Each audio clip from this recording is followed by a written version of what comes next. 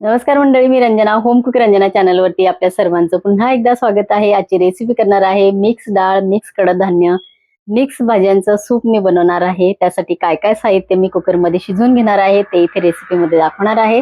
चला तर मग रेसिपीला सुरुवात करूया। हे बघा, इथे मी सूप बनवण्यासाठी हे जे शिजवून घेतलेलं आहे याच्यामध्ये मी अर्धी वाटी घेतलेली आहे अख्खे मसूर, अर्धी छोटी घेतलेली आहे हिरवे साबूत मूग, न भिजवलेले मूग आहेत, न भिजवलेली मसूर आहे।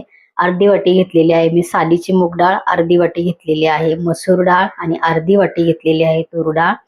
त्याच्यामध्ये मंडळी टाकलेली आहे कोबी बारीक कापून, त्याच्यानंतर टोमॅटो, अख्खे शेंगदाणे आणि हिरवी मिरची मी याच्यामध्ये घातलेली आहे। हे बघा, आणि हे आता तुम्हाला असं दिसते, पण ह्याच्यामध्ये रवी फिरवल्यानंतर हे एकदम एकजीव होणार आहे। आणि आपल्याला जर अगदीच प्लेन सूप पाहिजे असेल तर आपल्याला त्याच्यामध्ये ब्लेंडर फिरवायचंय किंवा मिक्सरला थंडगार झाल्यानंतर मिक्सरला फिरून घ्यायचंय। तर आता मी माझ्या पद्धतीने इथे सूप बनवणार आहे, कारण मला सूप एकदमच प्लेन आवडत नाही, त्याच्यामध्ये काहीतरी असं खाताना दाताखाली यायला पाहिजे, म्हणून मी याच्यात फक्त रवी फिरवून घेणार आहे। तुम्हाला आवडत नसेल तर फक्त थंड झाल्यानंतर मिक्सरच्या भांड्यामध्ये फिरून घ्या किंवा ब्लेंडर फिरून घ्या। एकदम प्लेन आपलं सूप इथे तयार होणार आहे।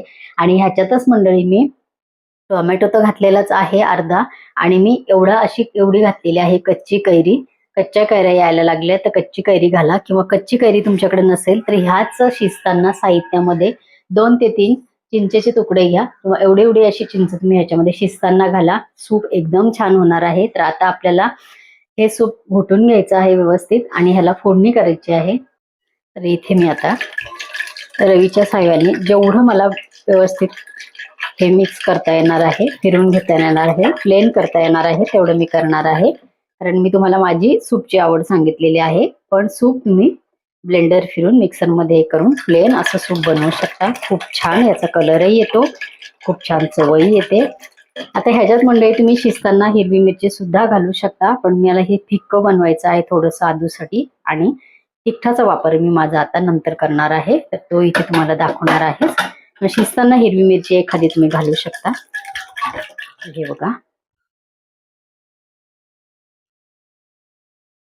या पद्धतीने मला हे ठेवायचं आहे, कारण मला सूप पिताना थोडंसं दाताखाली कुठेतरी शेंगदाणा, कुठेतरी जराशी भाजी असं यायला आलं तर मला छान वाटतं। तर इथे मी आधी फिकं सूप बनवणार आहे, त्यासाठी छोटं पातेलं मी इथे घेतलेलं आहे।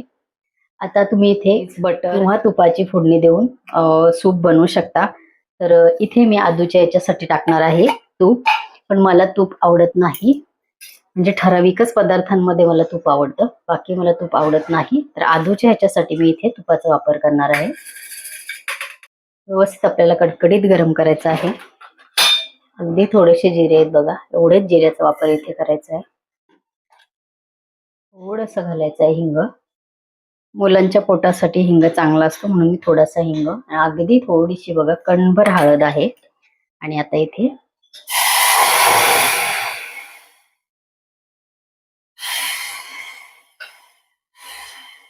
एक बाउल मला हे तिच्यासाठी बनवायचं आहे, त्यामध्ये थोडंसं पाणी,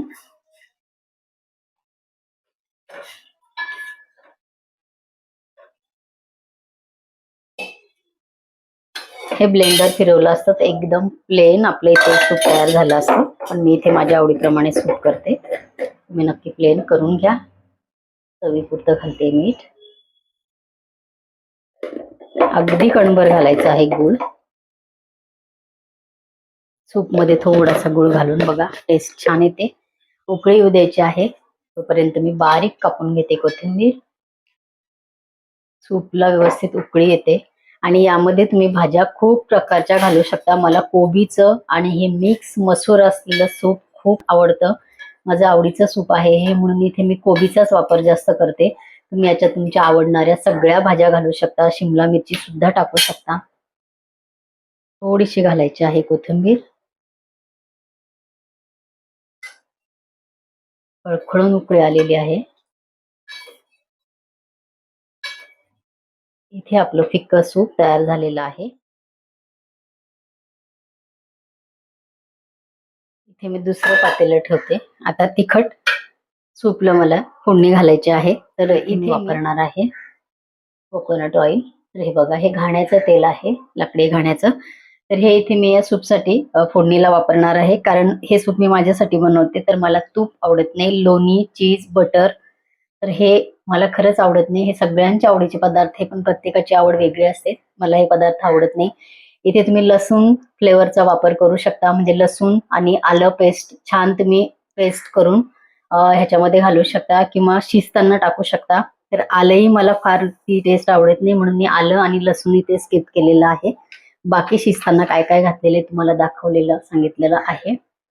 तर आता इथे मी तेल टाकणार आहे थोडस.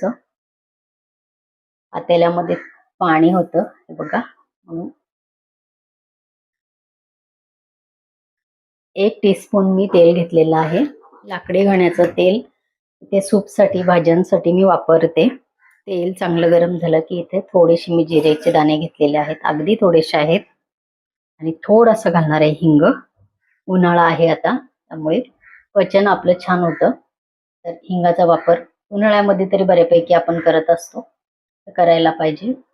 एरवी पण डाळीच्या फोडणींना वगैरे भाज्यांना हिंग वापरणं वाईट नाहीये. तर माझ्या किचनमध्ये हिंग नेहमी असतो, मी वापरत असते.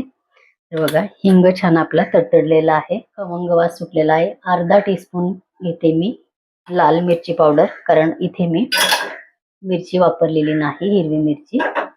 बघा, आता ह्याच्यात घालते मी या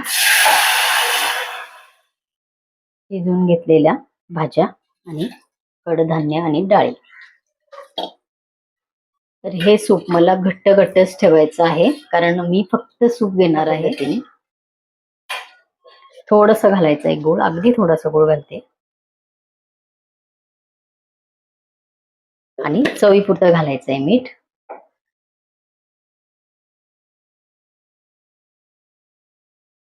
मीठ आपलं टाकून झालेलं आहे. तर हे बघा, मी इथे काळी मिरी पूड करून ठेवत असते भरपूर साऱ्या प्रमाणामध्ये.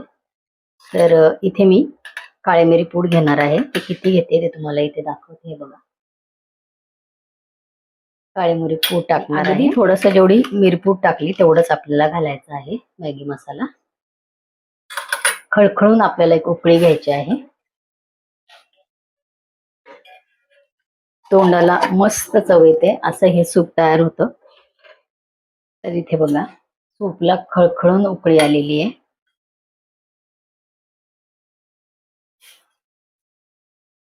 थोडीशी घालायची आहे कोथिंबीर.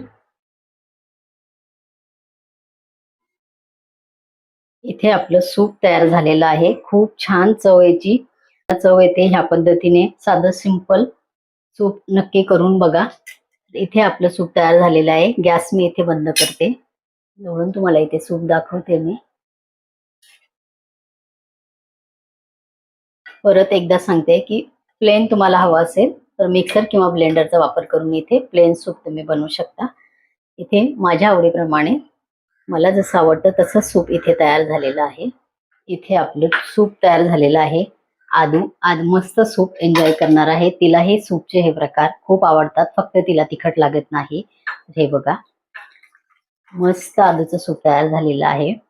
लहान मुलं आहेत त्यामुळे थोडीशी हळद आणि हिंगाचा वापर आपण करायचा आहे. आदूचं सूप एकदम क्लिअरली पिवळं दिसते. थोडीशी हळद असेल तर सर्दी खोकला मुलांना होत असतो, त्यापासून त्यांचं इथे फायदे त्यांच्या शरीराला होतात. तर इथे आता मी माझं सूप जे आहे बनवलेलं त्याचाही कलर तुम्हाला इथे दाखवते, कारण आपलं जे सूप आहे त्याच्यामध्ये मी हळद घातलेली नाही. हे सूप प्यायल्यानंतर मला एवढं समाधान होतं, आपण पोटभर जेवण करतो तेवढंच समाधान हे सूप प्यायल्यानंतर होतं. याच्यावरती थोडंसं तुम्हाला हवं असेल, आवडत असेल ते लिंबू घेऊ शकता, कारण मी आंबा ऑलरेडी टाकलेला आहे. पण जर आवडत असेल तर अगदी थोडंसं तुम्ही याच्यावरती लिंबू घ्या आणि गरमागरम सूप मस्त एन्जॉय करा. हे सूप खरंच खूप छान लागतं. ते ह्या पद्धतीने करून बघा. खूप जास्त मी याच्यामध्ये काय भाज्या वगैरे घातलेल्या नाही, माझ्याच आवडीच्या भाज्या घातलेल्या आहेत. तर बघा, इथे सूपचा तुम्हाला कलरही दिसत असेल. इथे मी हिंगाचा वापर केलेला आहे, इथे हळदीचा वापर केलेला आहे.